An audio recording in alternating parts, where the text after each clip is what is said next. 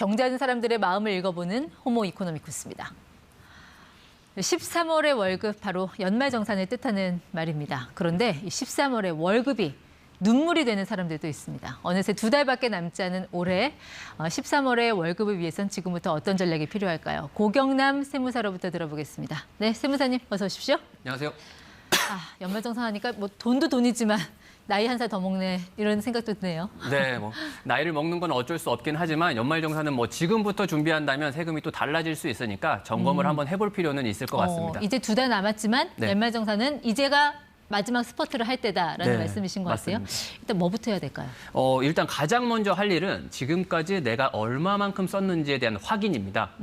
이 보통 가장 대표적으로 소득공제를 받을 수 있는 항목이 신용카드 등에 대한 소득공제인데요. 네. 이 신용카드 소득공제는 이 총급여의 25%라는 최저 사용 금액 기준이 있습니다. 즉 다시 말씀을 드리면 연봉의 25%를 넘겨서 사용한 금액부터 공제를 받을 수 있다라는 네. 거기 때문에 지금까지 내가 얼마를 사용했는지 확인이 한번 필요하겠죠. 그러니까 어차피 25% 넘지 않으면 아예 소득공제 대상이 안 된다라는 네, 말씀이신 그렇습니다. 거죠. 그러면 여기서 잠깐 좀 짚고 넘어가야 될 게 제가 항상 헷갈리는 건데 소득공제가 있고 또 세액공제라는 게 있잖아요. 네. 이게 뭐 절세 효과가 달라요? 이 개념이 어떻게 다른 거예요? 개념이 조금 다르다라고 보시면 되는데요. 이 소득공제는 말 그대로 소득을 줄여주는 공제다라고 보시면 되는데요. 다시 한번 말씀을 드리면 이 소득이라는 건 우리가 흔히 연봉이라고 표현할 수 있겠죠. 네. 그래서 연봉이 높으면 높을수록 세율이 적용되는 게 높기 때문에 세금을 많이 낼 거고 연봉이 낮으면 낮을수록 세율이 낮아지니까 세금을 예. 적게 내겠죠. 이 소득공제는 그 연봉을 줄여주는 개념이다라고 네. 보시면 되게 쉽게 이해하실 수 있을 것 같습니다.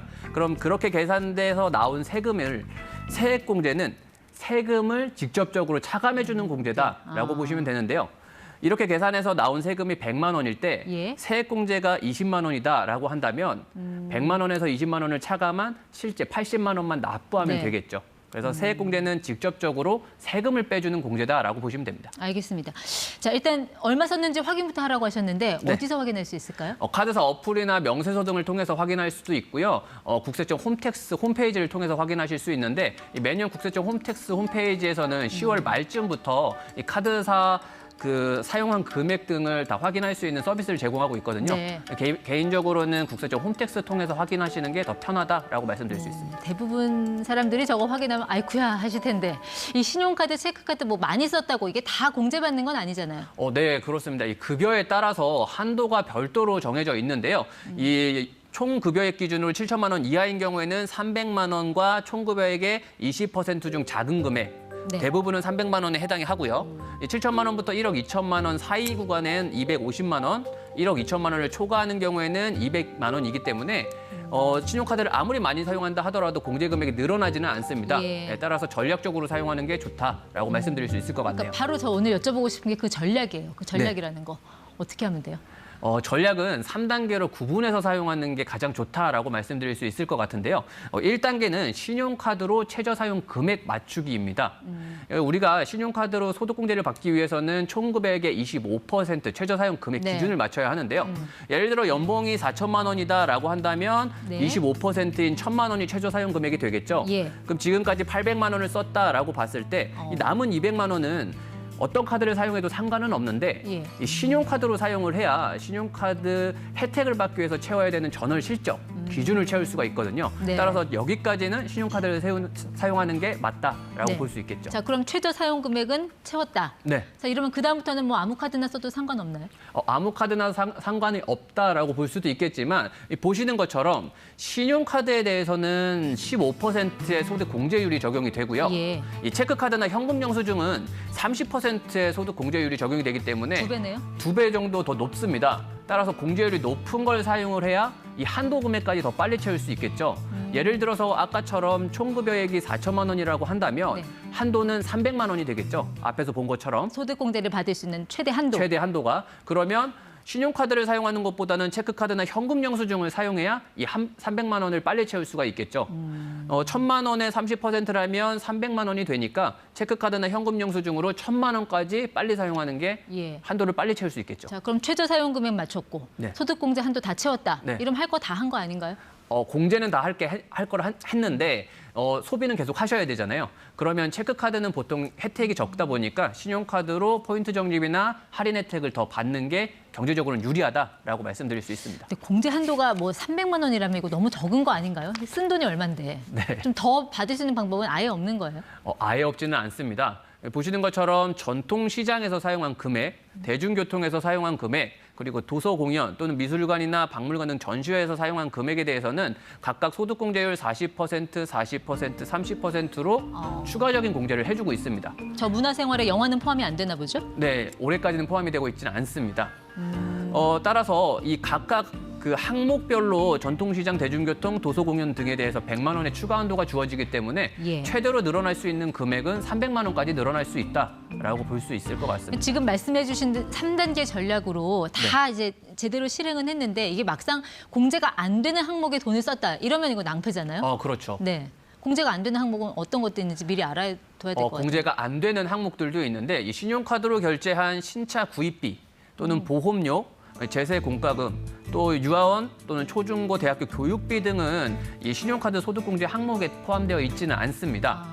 다만 이 신차가 아닌 중고차를 구입한 금액이라면 10%의 금액만큼은 소득공제 대상에 포함이 되고요. 예. 교육비 중에서도 학원 수강료에 해당하는 금액은 신용카드 공제 대상에 포함이 된다라고 알고 계시면 될 것 같습니다. 그 소득공제가 안 되는 교육비라 함은 네. 대학 등록금, 그렇죠. 초중고등학교 등록금까지 교육비. 다, 네, 교육비 맞습니다. 그리고 어린이집, 네. 교습비 이런 거 다 포함한 것 같고요. 맞벌이 부부들 왜 신용카드 사용에 한쪽에 몰아주기 전략 쓰잖아요. 네. 이거 좋은 전략 맞나요? 일단은 좋은 전략이라고 볼 수는 있는데 이 신용카드 소득공제는 총급여액의 25%라는 최저 사용 금액 기준이 있습니다.